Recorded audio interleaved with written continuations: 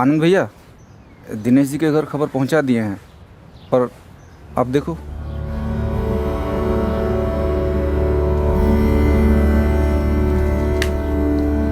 वासुदेव,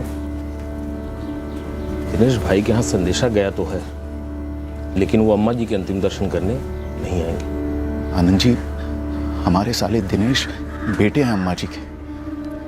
अंतिम दर्शन तो क्या, अंतिम संस्कार भी तो उन्हीं को करना है। नहीं आएंगे, मानो मेरी, एक बार अनीता जी से पूछ लो कब तक इंतजार करना है। सरपंच है हमारी और उनका हुक्म हम पंचों के सर आंखों पर।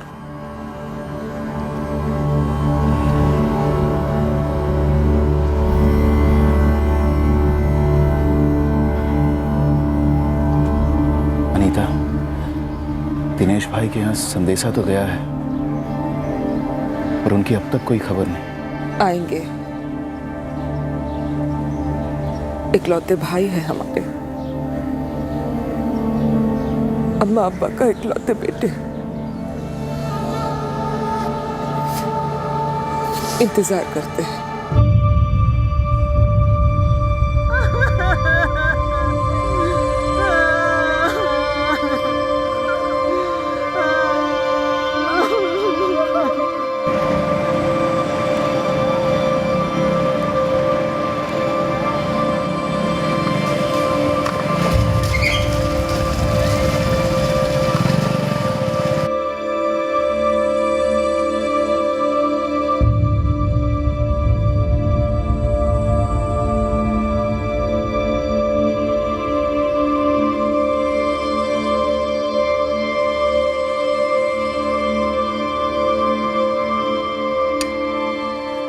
अम्मा गई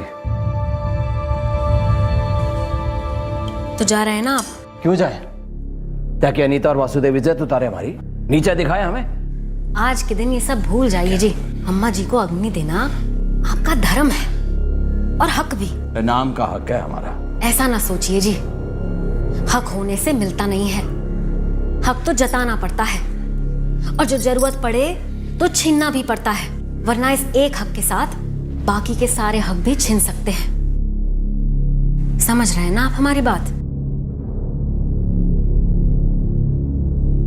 छत्तीसगढ़ के जगदीशपुर की निवासी नर्मदा साहू चल बसी थी, लेकिन उनका बेटा दिनेश साहू उनके अंतिम संस्कार में शरीक नहीं हो रहा था। दिनेश साहू के दिल में अपनी मां की मौत के दुख से ज्यादा अपनी बहन अनीता गौर के प्रति शिकवा था। इस शिकवे ने, इस गुस्से ने दिनेश साहू में एक बड़ा अजीब सा भय पैदा किया था।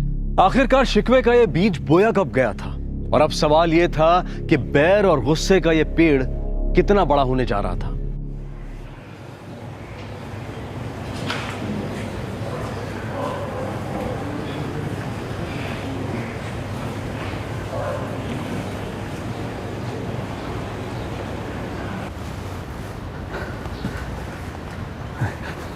डॉक्टर साहब, वंदना कैसी है?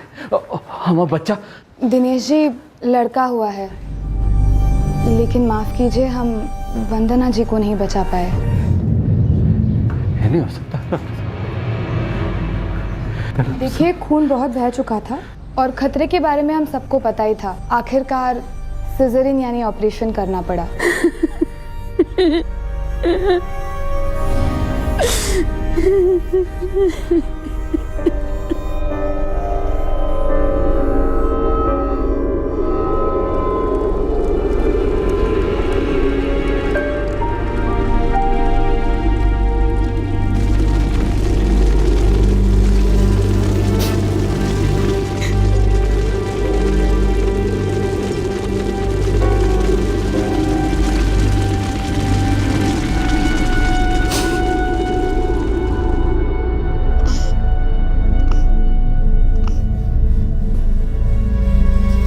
दिनेश, क्या है?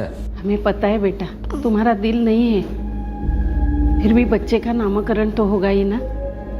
देख, घर के लोग ही रहेंगे, छोटी सी पूजा होगी। अरे हमने कोई नाम वाम नहीं देना, हमने तो इसकी शक्ल तक नहीं देखनी। ऐसी बात मत कर, ये तेरा बच्चा है, ये मासूम बच्चा वंदना की मौत का जिम्मेदार नहीं है। तो कौन जिम्मेदार है? हम। जो भाग में लिखा हुआ होता है ना, वही होता है। तो ही है मेरी वंदना का भाग। वंदना का भाग उसे ही खा गया। मनहूस कहेगा। दिनेश,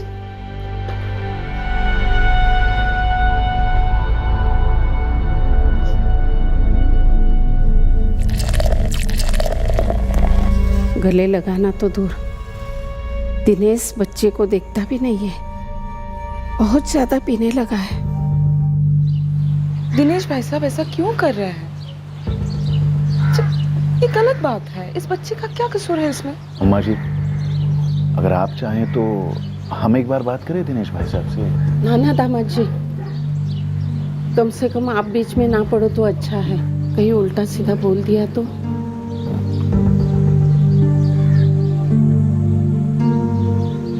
नामकरण का क्या सोचा अम्मा?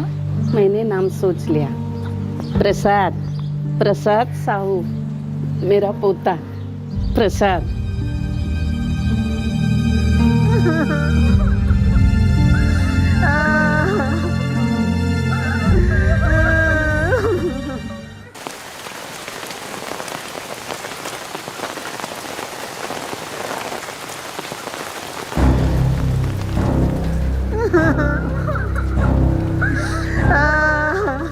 माँ, नहीं आएंगे दिनेश मामा, कैसे आ सकते हैं? इतना सब जो हुआ। जो हुआ सो हुआ। अम्मा से ऊपर तो कोई नहीं ना रितेश। अरे दिनेश भैया के बिना अम्मा जी का दाह संस्कार कैसे हो सकता है? बाबा, माँ कह रही थी दादी माँ नहीं रही। न्योता भेजा अंतिम संस्कार का। अरे अपनी माँ को अग्नि हम ही दे सके, हमारा हक है। हमारा हक किसी के न्योते का मोहताज नहीं है। दिनेश, थूक दे गुस्सा। प्रसाद को तेरी जरूरत है और आगे भी तू ही इसका सब कुछ होगा। मैं रहूँ या ना रहूँ, इसे पढ़ाना है, पाल पोस कर बड़ा करना है, इसकी शादी करानी है। हम शादी कर रहे हैं। हमारा एक दोस्त है, उसकी जान पहचान में एक लड़की है, तो उनके माँ बाप से भी बात हो गई है, हम भी मिले हैं उससे। जयश्री नाम है, पसंद है हमें। उसे पता है तुम्हारी शादी हुई थी पहले, एक बच्चा है। जयश्री, जयश्री,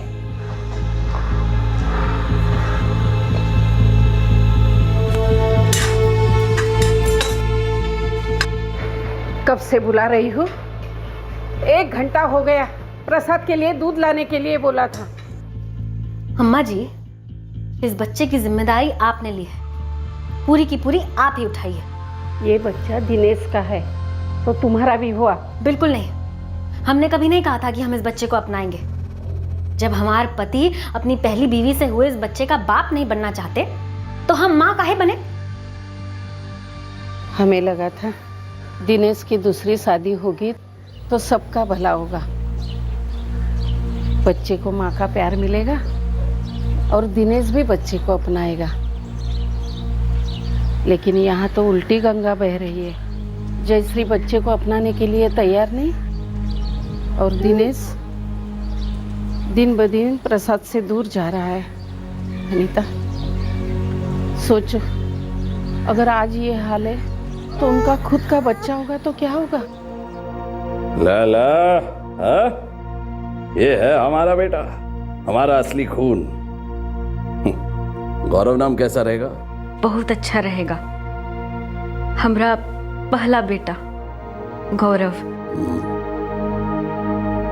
गौरव दिनेश साहू। गौरव दिनेश का दूसरा बेटा था, लेकिन दिनेश अपनी पहली शादी से हुए पहले बेटे प्रसाद को अपना बेटा मानने को तैयार ही नहीं था। दरअसल गौरव के आने के बाद दिनेश साहू प्रसाद से और ज्यादा गुस्सा होने लगा था और अपनी मां नर्मदा से भी। जैसे जैसे वक्त बीतता गया, नर्मदा के लिए अपने ही बेटे और बहू के साथ घर में रहना मुश्किल होता गया। अम्मा हमारे साथ यहाँ आकर रहने से इनकार कर रही है। कहती है वही उनका घर है जो हमारे बाबा ने बनाया था। कहती है उस घर पर हक है उनका। हक तो है अनीता, पर इस हक को लेकर सबसे बड़ा दुख ये होता है कि इसकी मांग सिर्फ तब होती है जब हमारे अपनों के बीच अनबन होती है। जब सभी लोग प्यार से मिलजुल कर एक साथ रहते हैं तब हक की बात कोई नहीं करता। अम्मा जी, आप जो प्रसाद के लिए दुनिया भर की खुशियां ढूंढ रही हैं ना, वो बाहर दुनिया में ही मिलेंगी। मतलब तुम हमें घर से बाहर जाने के लिए बोल रही हो? घर से बाहर निकल रही हो? तो क्या गलत बोल रहे हैं? आप जो चाहती हैं वो ना होगा हमसे। जयश्री बिल्कुल सही कह रही है। हम बाबूजी के इकलौते बेटे हैं, ये घर हमारा है। तुम्हारे बाबूजी हमारे पति थे, ये शायद तुम भूल गए हो। इस घर पर मेरा भी हक है, इसलिए तुम दोनों मुझे घर से बाहर नहीं निकाल सकते हो। अम्मा जी, इसका मतलब आप हमें घर से निकाल रही हैं? ये हमारे बेटे के बीच की बात है। तुम ना बोलो तो ही अच्छा है। वैसे सारी आग तुम्हारी लगाई हुई है। आग तो अनीता की लगाई हुई है अम्मा, हमें सब पता है। हम कुछ बोल नहीं रहे, इसका मतलब है मत समझो हमें कुछ नहीं पता। उसी की जुबान बोल रही हो ना। होगी वो पंचायत की सदस्य है, इसका मतलब ये नहीं कि इस घर पर अपनी गंदी राजनीति चला। उसे कहो अपनी गंदी राजनीति अपने दफ्तर ही रखे, यहाँ की एक ईंट पर भी उसका हक नहीं। वो इस घर की कभी बेटी थी, हमने दे दबा के उसको विदा कर दिया। उसको कहो इस घर पे नजर भी ना रखे। अभी ये घर हमरा है, हम कहीं नहीं जाने वाले हैं। अगर इस घर से कोई जाएगा ना तो तुम दोनों जाओगे।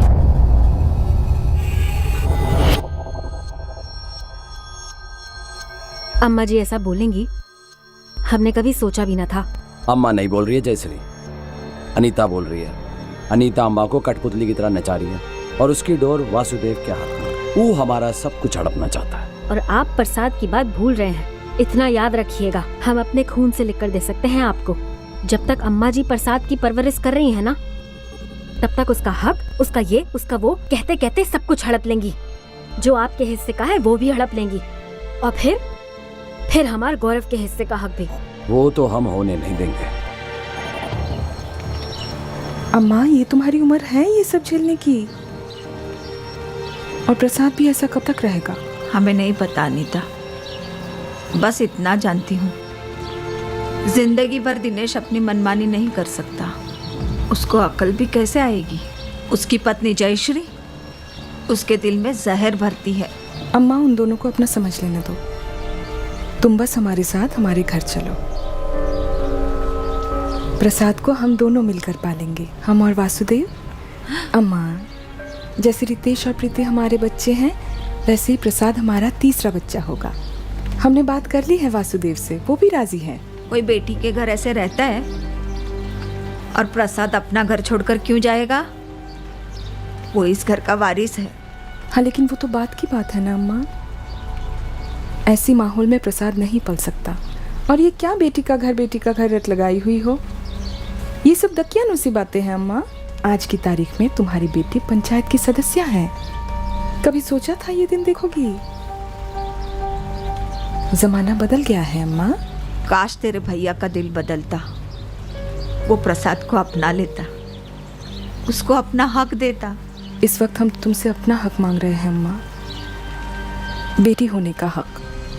जैसे दिनेश भैया का तुम पर हक है, वैसे हमारा भी है। अम्मा, हमारा भी मन करता है कि हम तुम्हें खुश रखें। हमारा भी हक बनता है कि हम तुम्हारा देखभाल करें जिंदगी भर। देखो अनीता, अगर अम्मा जी हमारे साथ नहीं रहना चाहती तो एक रास्ता है, वो हमारे साथ नहीं पर हमारे पास तो रह सकती है।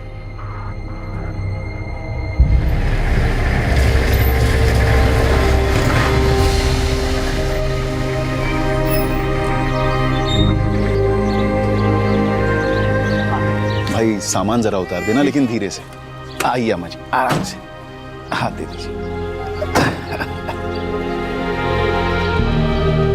अम्मा जी, हम एक ही घर में तो नहीं होंगे, फिर भी एक साथ ही रहेंगे। आप यहाँ से आवाज देंगी तो अनीता और मैं वहां सुन लेंगे। और हाँ, आजा बच्चा, नहीं रोते नहीं। अम्मा जी, आज से प्रसाद हमारा तीसरा बच्चा रहेगा। वो आप ही के साथ, पर माँ बाप होंगे हम।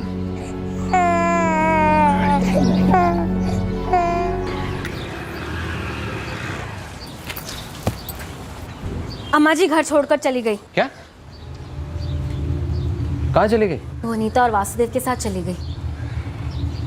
जरूर उनकी चाल है। अरे अब क्या चाल चलेंगे? अम्मा जी खुद अपनी मर्जी से गई है।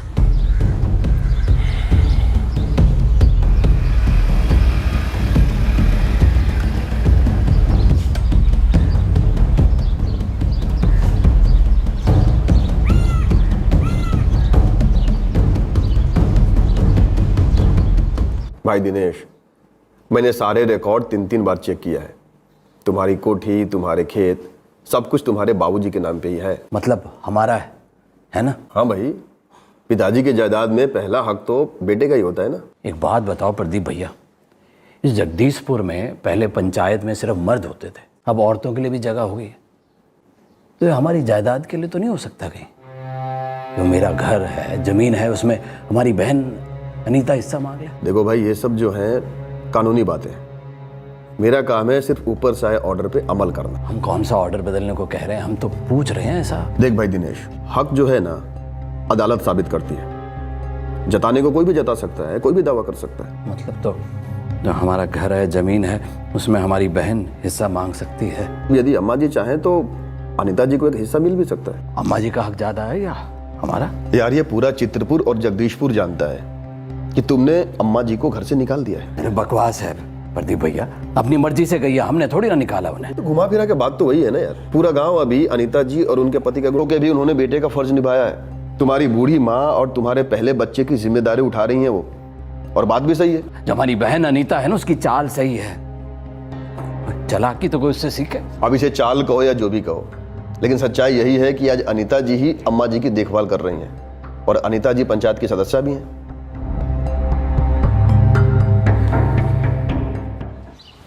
बिल्कुल नहीं। एक बार कह दिया ना तुम तीनों से, स्कूल जाते समय कोई कुल्फी नहीं खाएगा, आते समय सोचेंगे। लेकिन बाबा, आते समय तो पिस्ता वाली खत्म हो जाती है। बाबा, हम लोग स्कूल जाने से पहले ही कुल्फी खा लेंगे और मुंह भी पोंछ लेंगे। फूफा जी, पहले छोटी वाली कुल्फी लेंगे, फिर बड़ी वाली ले देना। अब तुम तीनों है ना, चुप रहो। छोटी वाली कुल्फी खानी है तुम तीनों को।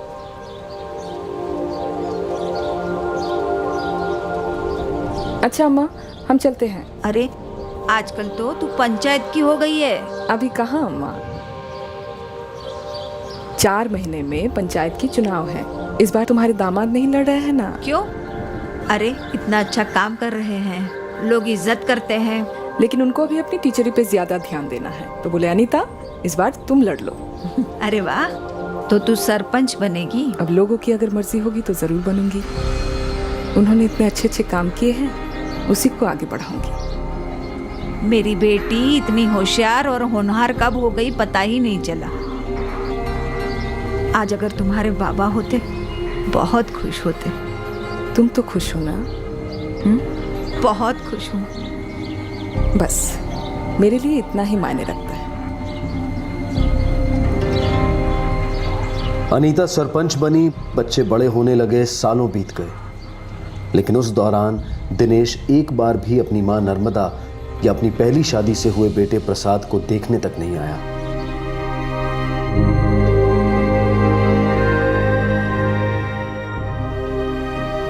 अनीता, अगर मैं यहीं से चली जाऊं तो मुझे कोई दुख नहीं होगा बेटी। खुशी खुशी चली जाऊंगी। क्यों ऐसी बातें करती हो? कुछ नहीं होगा तुम्हें, ठीक हो जाओगी अम्मा। लोग कहते हैं कि तू मेरा असली बेटा है, लेकिन मैं कहती हूँ हर माँ बाप को तेरी जैसी बेटी मिले।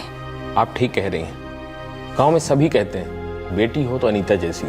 गांव का उद्धार एक तरफ और अम्मा जी का सम्मान एक तरफ।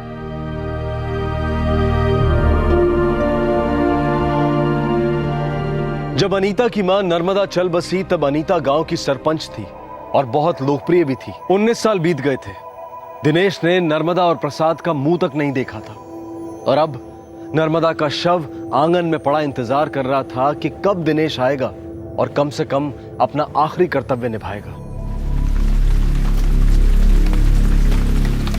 वासुदेव भैया, हम और इंतजार नहीं कर सकते। नहीं आएंगे दिनेश भैया।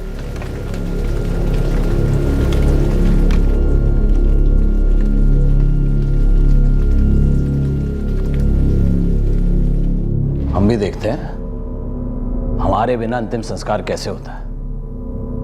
अरे माँ की चिता को अग्नि देना बेटे का ही हक होता है। अरे हमारे हक के बारे में कौन पूछ रहा है? 19 साल हो गए, एक बार भी कोई आया मिलने? उल्टा अम्मा जी की खबर भी किसी गांव वाले के हाथ भिजवा दी। देख लीजिएगा, अग्नि भी कोई और ही देगा। इकलौते बेटे हैं अम्मा बाबूजी के। बाबूजी को अग्नि हम ही दिए थे, अम्मा जी को अग्नि हम ही देंगे। हमारा अधिकार है, हमसे कोई छीन नहीं सकता। राम नाम सत्य है, राम नाम सत्य है, राम नाम सत्य है, राम नाम सत्य है, राम नाम सत्य है, राम नाम सत्य है, राम नाम सत्य है, राम नाम सत्य है, राम नाम सत्य है, राम नाम सत्य है, राम नाम सत्य है, राम नाम सत्य है, राम नाम सत्य है, राम नाम सत्य है, राम नाम सत्य है।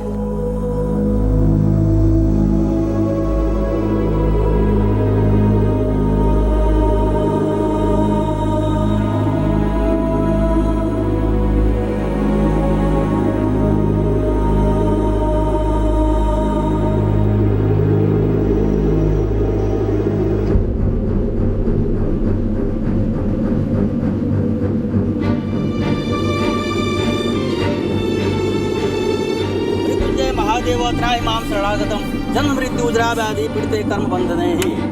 अनीता जी और इंतजार ना कर, हक है दिनेश भैया का। जो उसने खुद ही गवा दिया है ना कर।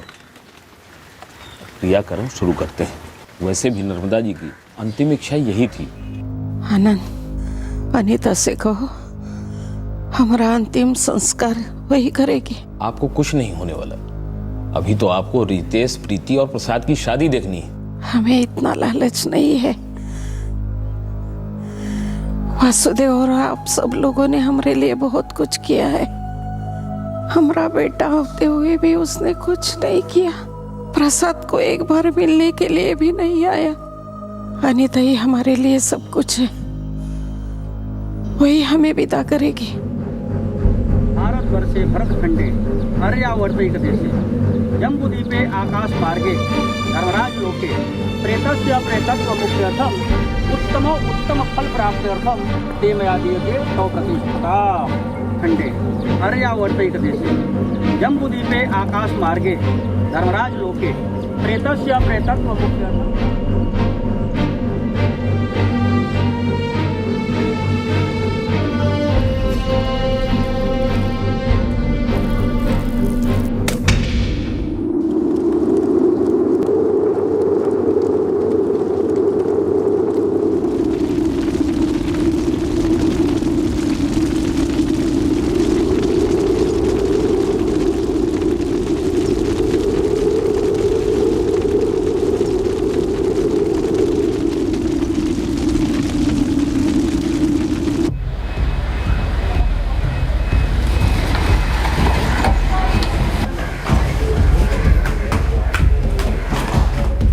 दादी का अंतिम संस्कार हो गया।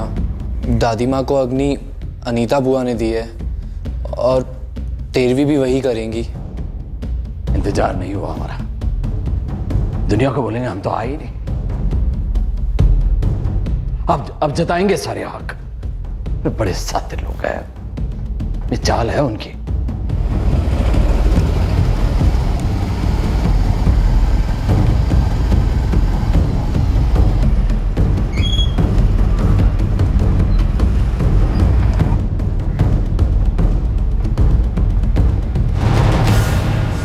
पिछले 19 सालों से तुम एक ही सवाल बार बार पूछते आ रहे हो कि बाबूजी की जायदाद की कागजात में कोई बदलाव हुआ है कि नहीं। जब अपना खून दुश्मन हो जाता है ना भैया, संभल कर चलना पड़ता है। संभल कर कहां तक जाओगे मेरे भाई? तुम्हारे बाबूजी को गुजरे हुए पूरे 30 साल हो चुके हैं और तुम्हारे माता जी को गुजरे हुए एक दिन भी पूरा नहीं हुआ है। कुछ भी नहीं बदला है, न कागजात न तुम। हमारी बहन बदल गई है, चलाक लोमड़ी। अगर सच में कुछ बदला है ना तो तुम्हारे अम्मा जी की जिंदगी बदल गई, खास करके उस दिन से जिस दिन से उन्होंने अनीता जी के साथ रहना शुरू किया है। अरे वो हमारी बहन की चाल थी और अब खुद ही क्रियाक्रम करके वो इंतजार कर रही थी, हम भी कर रहे थे। कितने संदेश भेजे गए तुमको, आए ही नहीं तुम। लाश को घर में कब तक रखा जा सकता था भाई? और वैसे भी नर्मदा जी की आखिरी इच्छा थी कि उनका अंतिम संस्कार उनकी बेटी अनीता जी ही करे। अरे वो कहानी अनीता ने अम्मा जी को सिखाई थी ताकि बाबूजी की वसीयत में जो अम्मा का हिस्सा है वो उसे मिल जाए। ऐसा होता है ना? बताओ, ऐसा वो कर सकती है? करने को अनीता जी बहुत कुछ कर सकती हैं, लेकिन इस वक्त वो सिर्फ एक ही चीज कर रही हैं, तुम्हारे अम्मा जी की 13वीं की तैयारी। कल तीज नहाने की रस्म भी अदा होगी। अगर सरपंच अपनी पूरी ताकत लगाए तो कागज बदलवा सकती है ना, सही को गलत कर सकती है ना। तुम्हारी बहन सरपंच अनीता जी क्या सही करेंगी क्या गलत, ये उनकी जिंदगी है, मैं कुछ नहीं बोल सकता। मैं सिर्फ इतना बोल सकता हूँ कि तुम सही जिंदगी नहीं जी रहे हो मेरे भाई। तुम्हारे अंदर अनीता जी के खिलाफ नफरत कूट कूट के भर गया है और वो नफरत तुम्हें डरा और दबा कर रखती आई है। अब ये डर तुम्हें कहाँ तक लेके जाएगा, तुमसे क्या करवाएगा, मैं इसके बारे में भी कुछ नहीं बोल सकता। कागजात बदल देगी ना अनीता? शायद बदलने की जरूरत ही ना पड़े, क्योंकि नर्मदा जी अनीता जी को बेटी के साथ साथ बेटा भी मानती थी।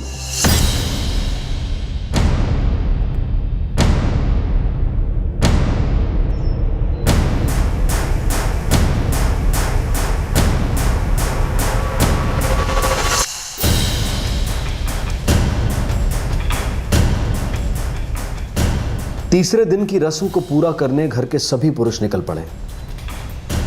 वो नर्मदा साहू की अस्थियां विसर्जन करने जा रहे थे। दूसरी तरफ घर की औरतें अलग से तालाब के लिए निकल रही थीं। ऊपर से सब कुछ सामान्य लग रहा था, पर हवा तंग थी, मानो कुछ होने वाला था। वो लोग अस्थियां बहाने जा रहे हैं, आप जा रहे हो? आज तो काफी कुछ भरेगा।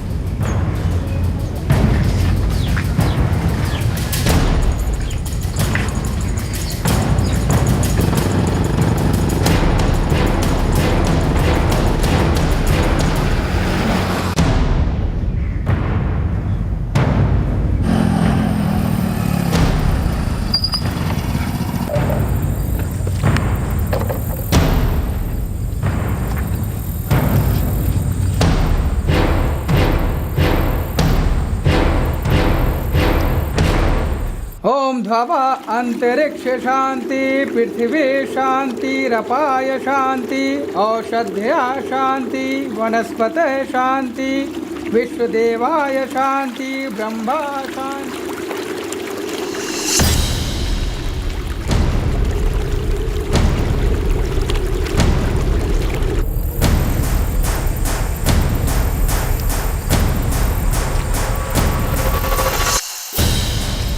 हो रही अनीता, देख देख, सबसे आगे जा।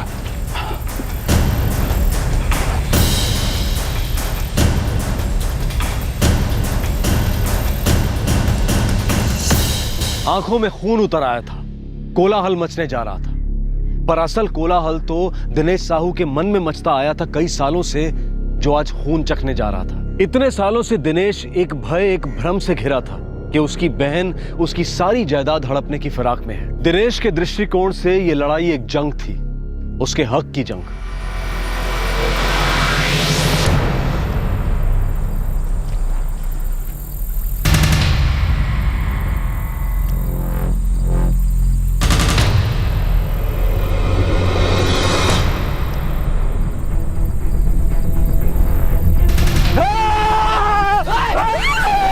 मेरा हक छीनेगी?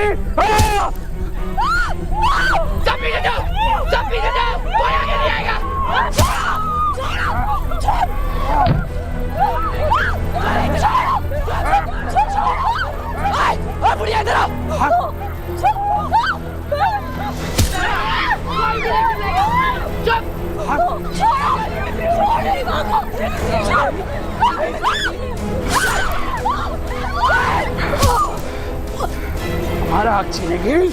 हमारा हक छीनेगी?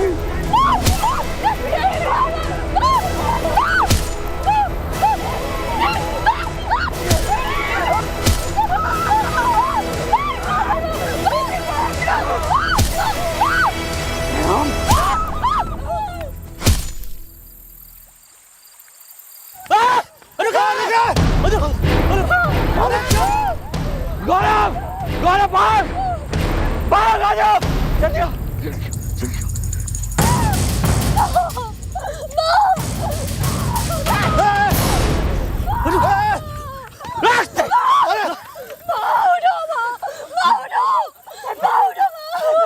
रसिक, जल्दी से गाड़ी निकाल, सरपंच जी का बहुत खून बह रहा है, जल्दी जा। घनसा भैया, मैं पुलिस को फोन करता हूँ। हाँ जल्दी करो, लेकिन सबसे पहले हमें सरपंच जी को अस्पताल लेके जाना है। हाँ जल्दी।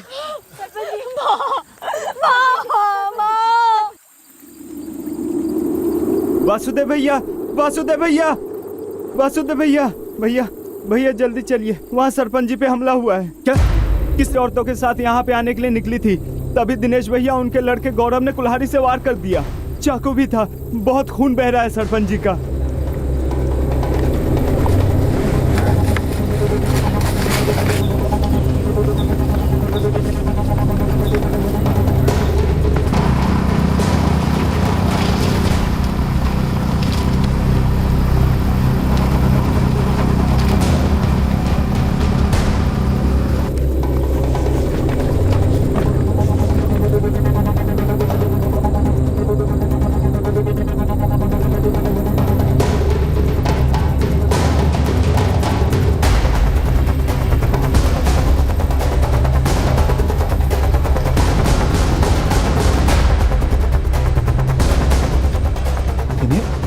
दिनेश,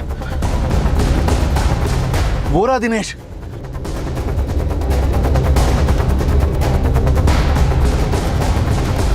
किसी को नहीं छोड़ना बेटा, सबको काट डालेंगे। जिसने हमारा हक मारा है सबको हम खत्म कर देंगे। जमील, गाड़ी तेज चलाओ, रोको मत। उनके हाथों में हथियार है और सर पे खून सवार है। अपने शीशे सारे ऊपर कर दो। जमील, तेज चलाओ।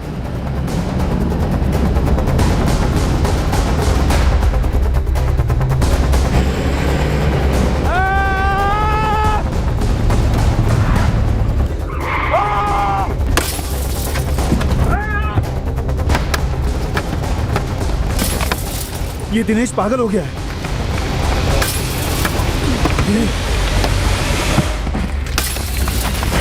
गाड़ी तेज चलाओ।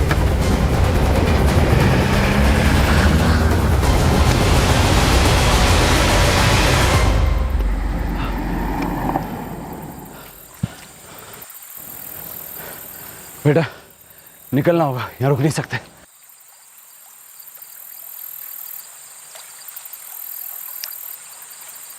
जीवन दीप्ति अस्पताल लेकर गए हैं सरपंच जी और उनकी बेटी प्रीति को। साहब बहुत बेरहमी से काटा, बहुत खून बह रहा था। अब सभी ने देखा हमलावरों को। साहब सरपंच जी का भाई दिनेश और उसका बेटा गौरव था। दिनेश के हाथ में कुल्हाड़ी थी और गौरव के हाथ में चाकू था। साहब हम तो तालाब की तरफ जा रहे थे साहब, पता नहीं कहाँ से अचानक बाप और बेटे आ गए। ना कुछ बोला ना कुछ कहा, सीधे हमला कर दिया अनीता जी पर। अनीता और प्रीति कहाँ है? जीवन दीप्ति अस्पताल लेकर गए हैं दोनों को। लेकिन ये आप वासुदेव गौरव, अनीता गौर के पति? जी साहब, ये दिनेश और गौरव ने हम पर भी हमला किया। वो हमारे लिए घात लगाए बैठे थे रास्ते पर हथियार लेकर। जब हमने गाड़ी नहीं रोकी तो गाड़ी पर भी पथराव किया उन लोगों ने। कहाँ हुआ पथराव? ये इसी रास्ते पर। ना भाई, जंगल में फैल जाते हैं इससे पहले कि वो लोग इलाका पार कर जाए। और सर मैं एक टीम दिनेश साहू के घर भेज देता हूँ, शायद वहाँ से कहीं और भागने का प्लान हो उसका। मूव।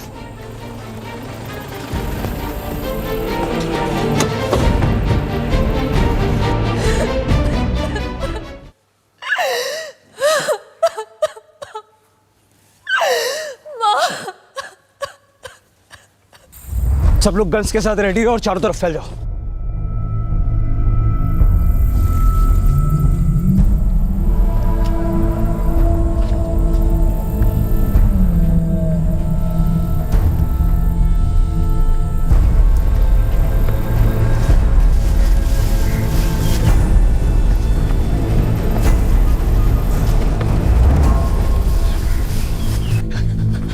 प्रीति, प्रीति, बाबा, प्रीति कहाँ है तुम्हारी माँ? कैसी है वो?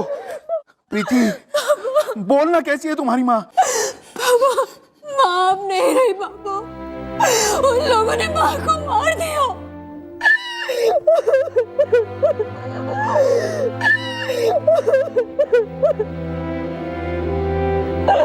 वासुदेव जी, हमने पूरी कोशिश की जल्द से जल्द यहाँ लाने की, लेकिन बहुत देर हो चुकी थी।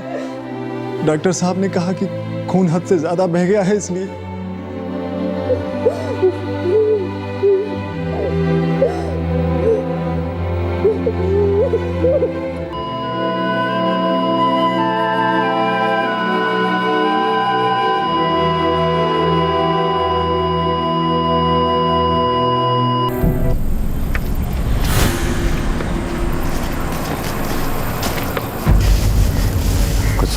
हाँ बाबा, शायद कोई आ रहा है।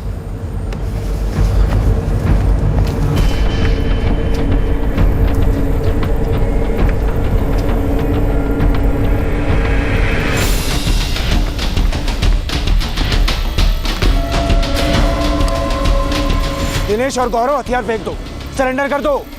डॉक्टर साहब, हमारी आपसे कोई दुश्मनी नहीं है, लेकिन अगर आपने रोका तो हमारे हथियार नहीं रुकेंगे। बेवकूफी मत करो, एक जुर्म कर चुके हो, तुम्हें गोली मारने में मुझे कोई मुश्किल नहीं होगी। पास ना कह देते, मार देंगे हम, मार देंगे हम, किसी को छोड़ेंगे। पीछे हट, काट देंगे यहीं पे, पीछे हट, काट देंगे हम, बता रहे हैं, हम छोड़ेंगे नहीं किसी को। पीछे हट, पीछे हट,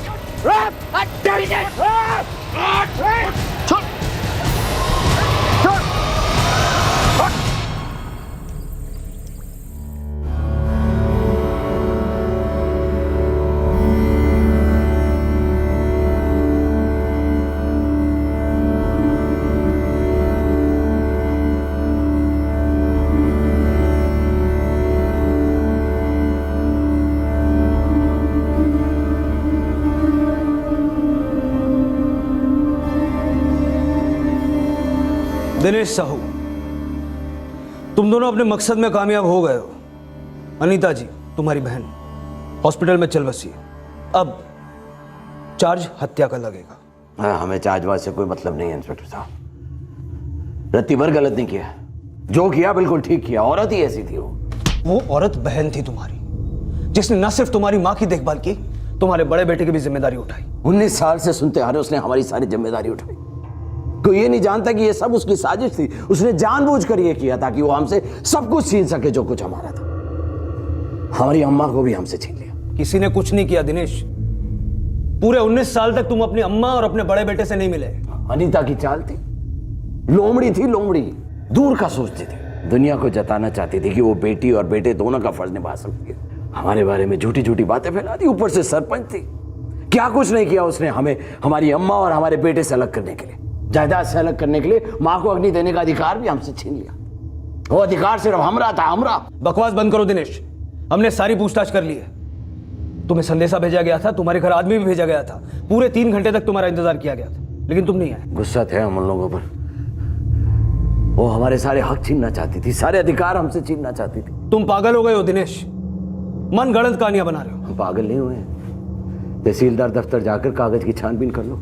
वहीं से हमें पता चला जो औरत हमें हमारी माँ और बेटे से अलग कर सकती है, जो माँ को अग्नि देने का हमारा हक छीन सकती है, वो कुछ भी कर सकती है। वो जायदाद के कागज बदल सकती है, वसीयत बदल सकती है।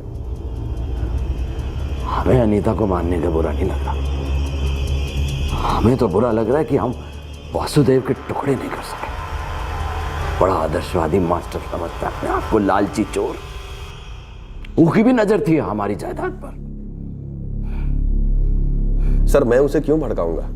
इससे मेरा क्या फायदा होता?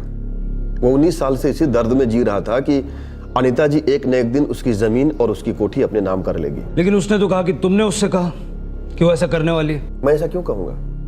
मेरा इससे कोई मतलब नहीं है। हाँ, मैं आपको एक बात बता सकता हूं कि उसके दिमाग में ना एक वहम बैठ गया था। तो तुमने कभी उसको डराया नहीं, कभी आगाह नहीं किया कि वो ऐसा कर सकती है? बिल्कुल नहीं सर। और फर्ज कीजिए मैंने कभी कुछ ऐसा बोल भी दिया होगा, तो क्या एक आदमी इतना बेवकूफ हो सकता है कि उसे सच मान के अपनी बहन की हत्या कर दे? सर, कोई पागल बाप ही होगा जो खुद की जिंदगी ऐसे बर्बाद कर दे और अपने बेटे की भी। क्यों किया तुमने ऐसा? करना पड़ा। अम्मा को अग्नि देने का हक छीन लिया था हमसे। बैठे बैठे जायदाद मिल जाती उसे। अरे ऐसे कैसे मिल जाती उससे जायदाद? सब कुछ तो हमार ही था ना। अम्मा जी के जाने के बाद तुम्हारा हो जाता, और तुम्हारे जाने के बाद हमारे गौरव को। लेकिन देखो तुमने क्या कर दिया, खुद तो डूबे, हमारे गौरव को भी ले डूबे।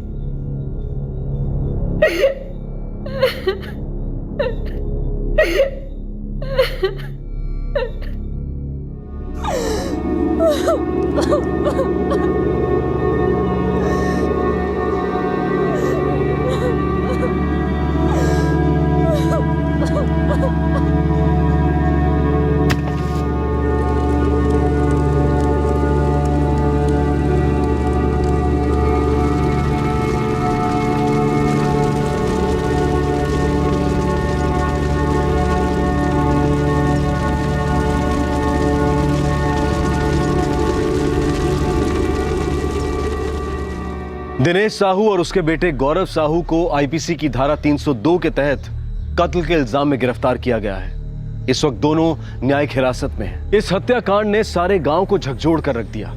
अनीता गांव की सरपंच थी और इस गांव के हर घर से उसका रिश्ता था। अनीता ने गांव के उद्धार के लिए भरपूर मेहनत की थी और साथ ही ना सिर्फ उसने अपनी फैमिली की देखभाल की, बल्कि अपने भाई की पहली पत्नी वंदना से हुए बेटे प्रसाद को भी अपने बेटे की तरह पाला और अपनी बूढ़ी मां की पूरी जिम्मेदारी अपने मजबूत कंधों पर ली। दूसरी ओर दिनेश एक ऐसे डर और वहम का शिकार था जिसका कोई आधार नहीं था। अपने हक को लेकर तो दिनेश काफी उत्तेजित हो जाता था, लेकिन वही जोश उसने अपनी जिम्मेदारियों के प्रति कभी नहीं दिखाया। 19 सालों में दिनेश अपनी मां और अपने पहले बेटे प्रसाद को देखने कभी नहीं आया और इस बात का गवाह पूरा गांव था। और अब इतना बड़ा संगीन जुर्म करने के बाद उसे कोई पछतावा भी नहीं था। बड़े दुख की बात है कि अनीता गौर को इस तरह अपने भाई के हाथों अपनी जान गंवानी पड़ी। पारिवारिक रिश्तों में आपसी गिले शिकवे, गुस्सा, जलन, मनमुटाव, ये सारी भावनाएं लंबे अरसे तक छुपाई जा सकती हैं। ये भावनाएं आपको ऐसी यातनाएं दे सकती हैं कि जिनके सामने बाहर की दुनिया द्वारा दिया गया दर्द, तकलीफ, टेंशन बहुत ही फीका लगने लगता है। अक्सर हमारे प्रोफेशनल फील्ड के उतार चढ़ाव या वहां के लोगों के साथ अनबन का सामना करना आसान होता है, लेकिन पारिवारिक झगड़ों को सहन करना असहाय हो जाता है। पर ऐसा क्यों होता है? आपसे फिर मुलाकात होगी क्राइम पेट्रोल सतर्क में एक और नए केस के साथ। तब तक अपना ख्याल रखें, सुरक्षित रहें, स्वस्थ रहें और याद रखें, सही वक्त, सही कदम, सतर्क रहें। जय Hind. For more updates, subscribe to our channel, click the show links and enjoy watching the videos.